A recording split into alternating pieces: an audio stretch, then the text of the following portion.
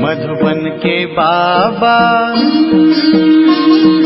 मधुबन के बाबा मुरली वाले, आपका क्या कहना,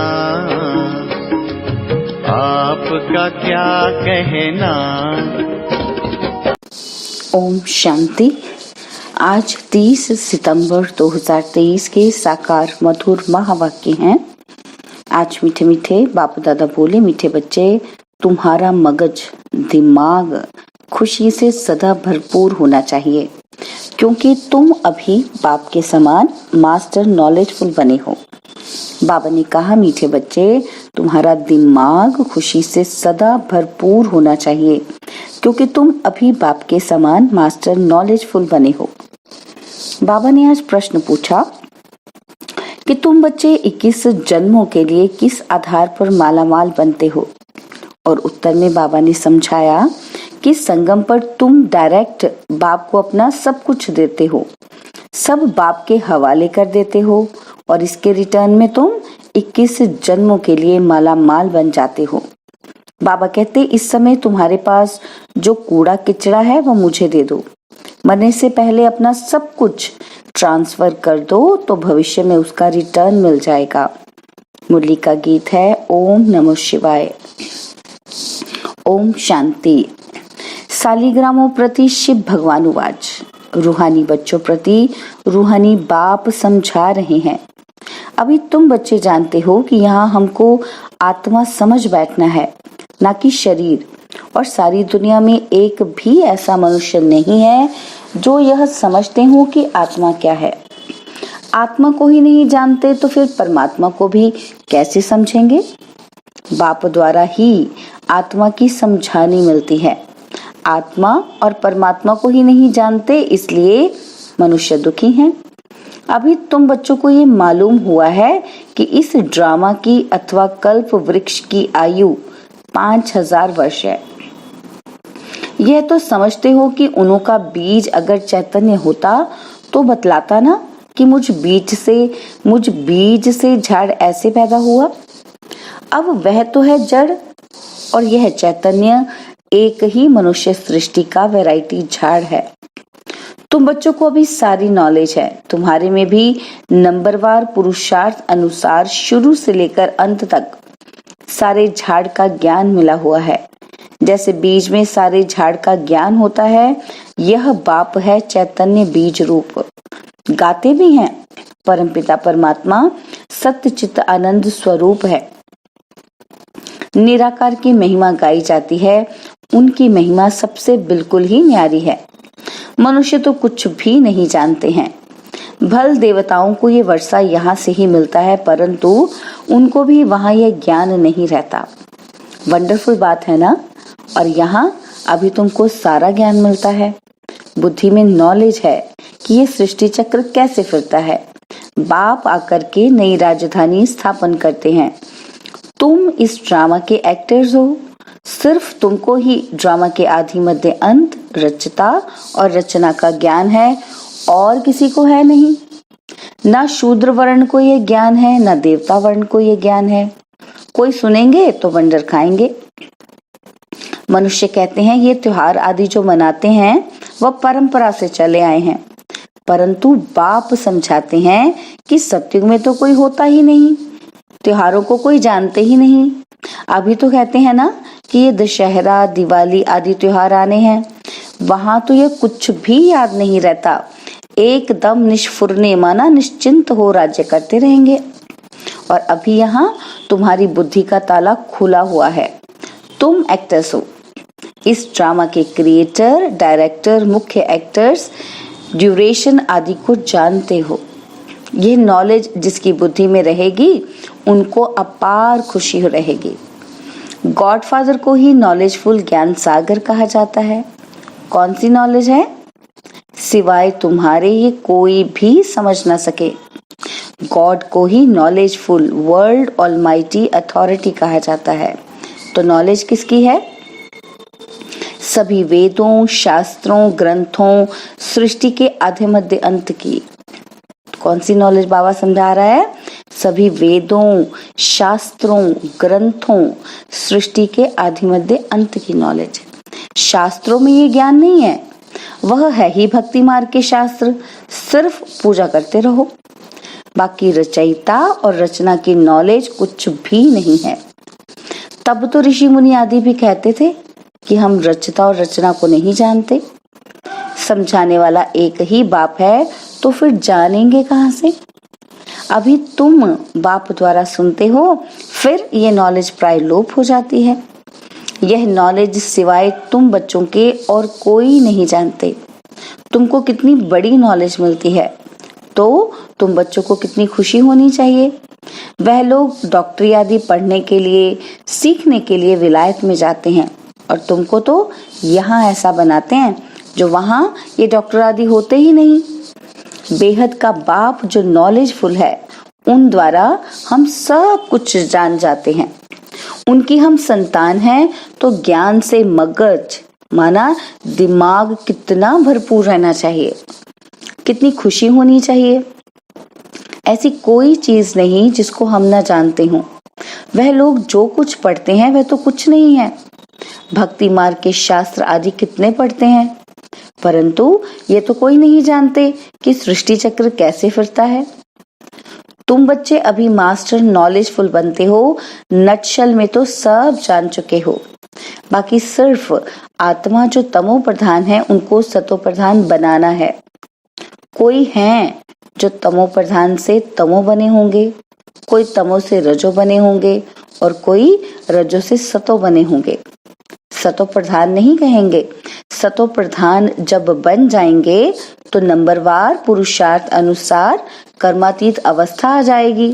फिर तो नई दुनिया चाहिए राजाई के लिए। इसलिए पुरानी दुनिया का विनाश होता है। जब यह यज्ञ पूरा होगा तो सारी पुरानी दुनिया की आहुति पड़ेगी। यह पढ़ाई पूरी हो जाएगी, फिर नंबरवार पुरुषार्थ अनुसार कर्मातीत अवस्था को चक्र लेंगे। जैसे वह भी इम्तिहान पास कर फिर ट्रांसफर हो जाते हैं, तुम भी मृत्युलोक से ट्रांसफर हो अमरलोक में चले जाएंगे। हम अमरलोक में थे, फिर 84 जन्म लेते लेते मृत्युलोक में आ गए हैं। तुम कहते हो अभी हम पढ़ रहे हैं, और फिर अमरलोक में जाकर देवी देवता बनेंगे। बाप ही मनुष्य से देवी देवता बनाते हैं। पतितों को पावन देवी देवता कौन बनाएगा? देवता तो कोई यहाँ है ही नहीं जो देवी देवता बनाए। लक्ष्मी नारायण चाहिए ना, वह तो यहाँ होते ही नहीं। तुम बच्चे जानते हो कि इस समय बाप ही आकर पढ़ाते हैं, स्वर्ग का राज्य भाग्य देते हैं। स्वर्ग था, लक्ष्मी नारायण का राज्य था ना। इनों की यह राजाई किसने स्थापन की? हेवनली गॉड फादर ने ही पैराडाइज सतयुग स्थापन किया। जहाँ देवी देवता राज्य करते थे, वहाँ दूसरा कोई खंड था ही नहीं, एक ही भारत था। तुम्हारी बुद्धि में है कि हम जब राज्य करेंगे तो दूसरा कोई नहीं होगा। तुम्हारी बुद्धि में ये सारा झाड़ है, इसका बीज ऊपर में है, वह सत्य है, चैतन्य है। आत्मा भी इम्पेरिशेबल है और बाबा भी इम्पेरिशेबल है, माना अविनाशी है। जो बाबा में ज्ञान है वे तुमको सुनाते हैं। सारा झाड़ खड़ा है और बाबा ऊपर में है। इस समय मनुष्य तमो प्रधान कांटे हैं। झाड़ पुराना होने से जैसे सूख जाता है, इसलिए इनको कहा जाता है कांटों का जंगल। वहां होता है फूलों का बगीचा। बागवान भी है, किसी को खिवैया, किसी को बागवान, किसी को माली कहते हैं। बाप है खिवैया। तुम भी बोट चलाना सीख रहे हो। हर एक की नैया बहुत पुरानी हो गई है। नैया आत्मा और शरीर दोनों की बनी हुई है। गाते भी है नैया मेरी पार लगाओ। अब नैया भी पुरानी तो शरीर भी पुराना। अब पार कैसे हो और कहाँ जाएं? तुम जानते हो पार किसको कहा जाता है। मुक्ति धाम, जीवन मुक्ति धाम क्या चीज है? बरोबर बाप अभी पार ले जाते हैं दुख धाम से सुख धाम, अथवा विषय सागर से क्षीर सागर में ले जाते हैं। वह सिर्फ गाते हैं नैया मेरी पार लगाओ, बागवान आओ कांटों को फूल बनाओ। तुम भी पहले नहीं जानते थे। अभी मूल वतन, सूक्ष्म वतन, सतयुग से लेकर कलयुग तक सब राज को जान गए हो। जो जानते हैं वही सुनाते हैं। अंदर ज्ञान टपकता रहे तो सदैव खुशी में रहेंगे। कोई चिंता की बात ही नहीं रहती, फिक्र से फारिग हो जाते हो। तुम जानते हो बाबा हमको ले जाते हैं। अब हम बाबा जैसा बन रहे हैं। बच्चा बाप समान बनता है ना।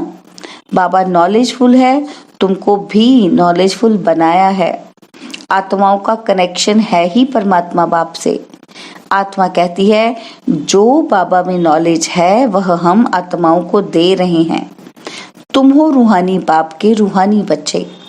यह भी नई बात है ना। बाबा बिगर कोई सुना ही ना सके।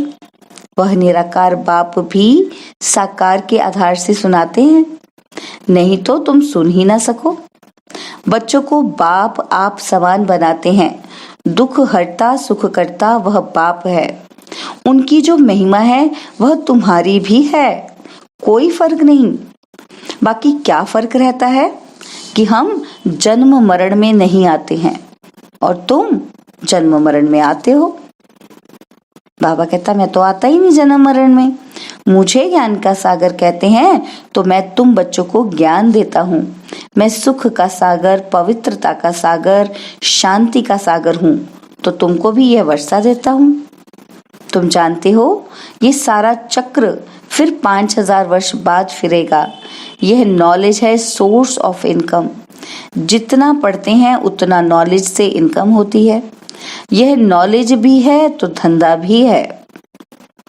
शराफ लोग सट्टा करते हैं, तुम क्या देते हो? कूड़ा किचड़ा। और मरने के बाद करनी घोर को कूड़ा किचड़ा ही देते हैं। तुमको तो जीते जी देना है। ईश्वर अर्थ देते हैं। अब क्या ईश्वर को पुराना खटिया आदि देंगे? बाप कहते हैं तुम मरने से पहले ही सब कुछ दे दो। ये पुरानी चीज तुम्हारे काम में ही नहीं आएगी। भल कोई कितना भी साहूकार हो, परंतु कितने दिन के लिए होगा? एक जन्म के लिए, और फिर कर्मों अनुसार पता ही नहीं कि कहाँ जाकर जन्म लेंगे। तुम तो बाप से 21 जन्मों के लिए लेते हो पुरुषार्थ अनुसार। यह है रूहानी सर्विस। सारी दुनिया जानती है जिस्मानी सर्विस को, रूहानी को कोई जानते ही नहीं। सुप्रीम रूह ही आकर नॉलेज देते हैं।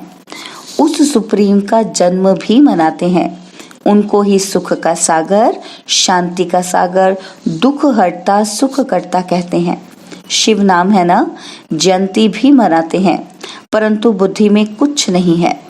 बाप ही ये सब राज सुनाते हैं और फिर 5000 वर्ष बाद सुनाएंगे। यह ज्ञान सतयुग में नहीं होता, क्योंकि आत्माएं सत्व प्रधान हैं। ज्ञान से ही वो ऐसी बनती हैं। यह नई बातें हैं ना। मंदिर बनाने वाले भी ये नहीं जानते कि लक्ष्मी नारायण का मंदिर हम क्यों बनाते हैं। उनको ये राज्य किसने दिया, कैसे यह पद पाया। कहते हैं ना कर्मों का फल है। अभी बाप बैठ कर्म अकर्म विकर्म की गति का राज समझाते हैं। उन्होंने भी ये नॉलेज सुनी होगी, है ही भगवानुवाच। गीता से ही आदि सनातन देवी देवता धर्म की स्थापना हुई। वहाँ बहुत थोड़े मनुष्य होते हैं, बाकी सारी पुरानी सृष्टि कहाँ गई? जरूर विनाश हुआ होगा। महाभारत लड़ाई भी गाई हुई है। गिरधर कविराज कहते हैं। अब गिरधर तो कहते हैं श्री कृष्ण को, और कवि कौन है? शिव बाबा को कवि कहा जाता है। कवि अर्थात सुनाने वाला। तुम जानते हो आफतें आदि बहुत आनी है। पुरानी दुनिया के विनाश के लिए क्या क्या चीजें बना रहे हैं।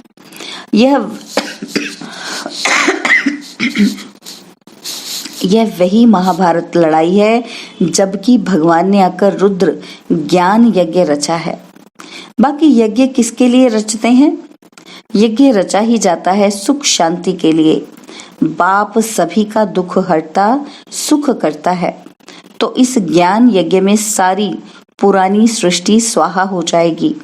तुम जानते हो हम ब्राह्मण यज्ञ के सर्वेंट हैं, हम ब्राह्मण ब्रह्मा के सच्चे मुखवंशावली हैं, तो बाबा जो मुख से कहे वह मानना पड़े। श्री श्री की श्रेष्ठ मत से ही हम श्रेष्ठ बन रुद्र की माला का दाना बनेंगे। सिजरा बनाते हैं, बासवानी सिजरा, किपलानी सिजरा, तो ऊपर में है शिव बाबा, उनका है निराकारी सिजरा। निराकारी सिजरा वह फिर साकारी सिजरा होता है। पहले नंबर में है प्रजापिता, तो वह हुआ जिस्मानी और वह रूहानी। रूहानी बाप आकर प्रजापिता ब्रह्मा द्वारा रचना रचते हैं, उनको बुलाते ही हैं पतित पावन आओ, पुरानी पतित दुनिया को पावन बनाने आओ। नई नहीं बनाते हैं, प्रलय होती नहीं, तो ये वर्ड की हिस्ट्री ज्योग्राफी रिपीट होती है। 84 का चक्र फिर से शुरू होता है। बेहद के बाप से बेहद की नॉलेज मिलती है, बेहद का वर्षा मिलता है। बेहद के बाप को सब याद करते हैं, हे भगवान कहते हैं ना, हे ईश्वर, हे प्रभु कहने से कोई चित्र याद नहीं आता, निराकार याद आता है। कहते भी हैं कि भगवान को याद करो, फादर है ना। हम सब हैं ब्रदर्स, आत्माओं के लिए कहते हैं सब ब्रदर्स हैं, सब पुकारते हैं हे पतित पावन, दुख हरता सुख करता, हे लिबरेटर आओ हमको गाइड करो। घर भूल गया है, याद है परंतु हम जा नहीं सकते हैं।